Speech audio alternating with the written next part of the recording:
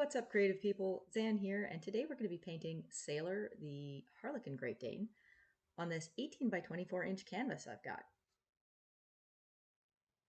And instead of looking at details today, I want to focus in on roundness in paintings. What makes your subject look round? Now with the sketch, of course, if you get the perspective right, or in this case, the anatomy, since there's not really perspective in portraits usually, perspective and accuracy is important for helping your audience imagine a three-dimensional object on a two-dimensional surface, like a canvas.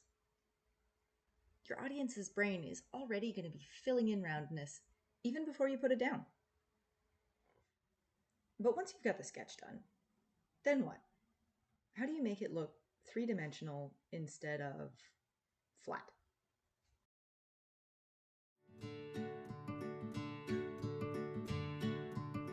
To put it simply, roundness comes from lights and darks.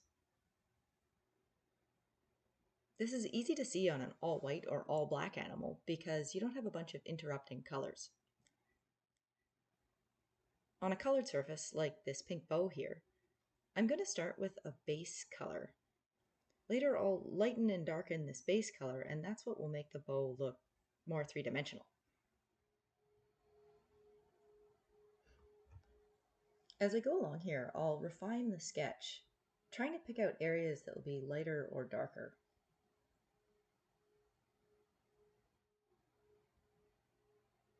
Then, when I'm ready, I'll start in with the darkest darks of a particular area. And when I say area, I mean like an area of color like the nose or the eyes. For a dark area, like the nose, my darkest darks are going to be black.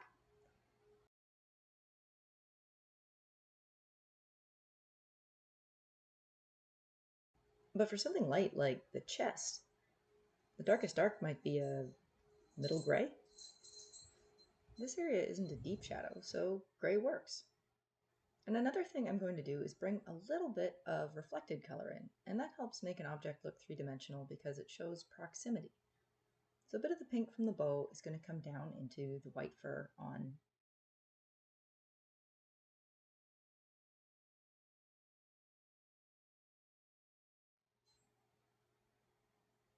Speaking of colors going together, let's have a think about the background. Backgrounds can also help make a painting look flat or not flat by providing contrast and texture differences. So in this case, I'm going with a background that's basically got no texture at all, which tells your eye, there's nothing back there that's interesting to focus on. Check out this dog. Speaking of, let's get into some face. I'm starting in with a surprising gray. Why is it surprising? Well, let's take a look at the finished painting again. That area is definitely white, right? Well, no, not exactly. This area of Sailor's face is a little bit in shadow. It's receded. So I'm going to start with gray. And if you're doing this on your own painting and you think, man, that really looks weird, don't worry about it. This phase where you're adding shadows on a white canvas does look really weird. This area is not going to look white until it's surrounded by things that are darker than it is. Having gray shadows on white areas, that's what makes things round. That's what makes things look 3D. Your eye's still going to read the whole thing as white, but it needs to see shadow in order to know that it's a round white thing. So as I fill in some of these darks here, take a look at what happens to that dark looking gray. It's going to magically change into white.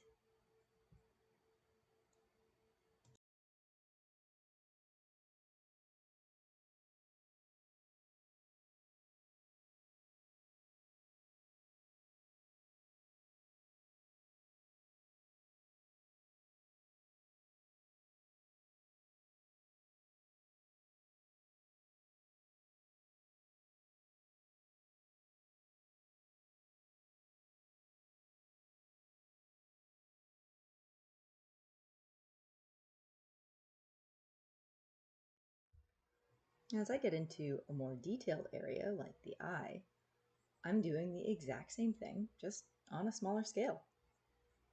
Start with a sketch, figure out where my dark areas are, and fill in from there.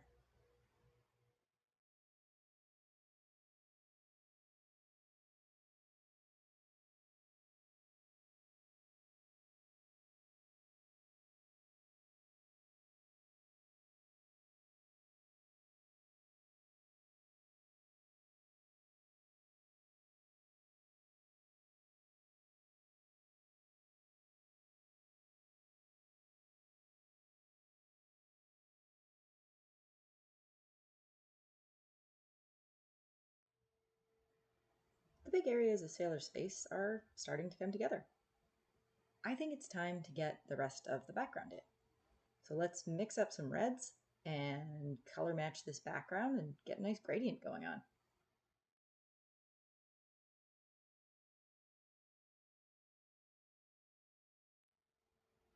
I like getting my big areas of color in before working too much on details to make sure the whole painting looks good from far away.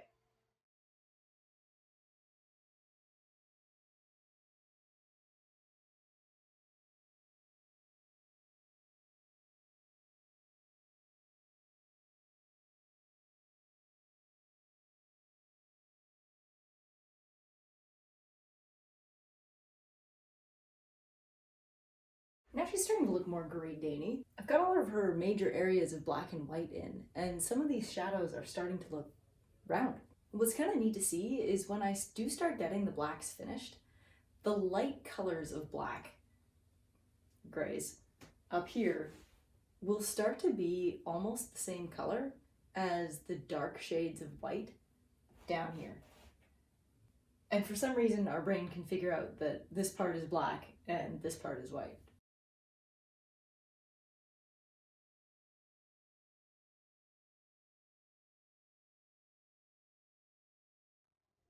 Painting the bow is not a bad way to see how darks and lights make it look three-dimensional.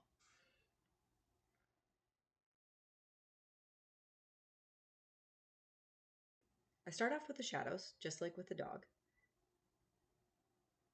And these shadows are going to be a bit darker than the final. Reason is I can always blend later, and it's a lot easier in oil paints especially to go from dark to light than it is to go from light to dark.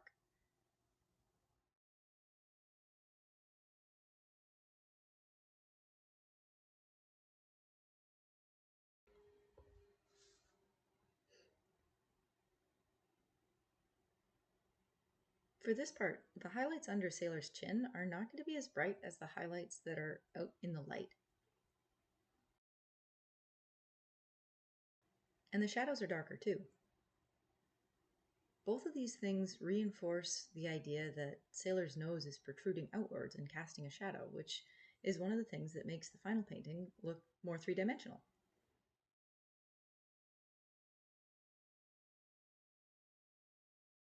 So the process you'll be able to see here is I'll start with bold shadows, then add highlights, and then blend until it looks realistic, or as stylized as I want, depending on what I'm going for.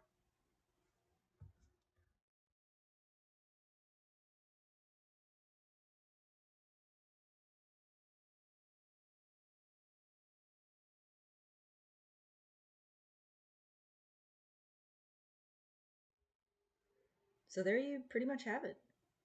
I hope there was something in this video that helped you make your paintings rounder or was at least interesting to watch. If you like what you see, please do subscribe and I will be posting more videos as soon as I can.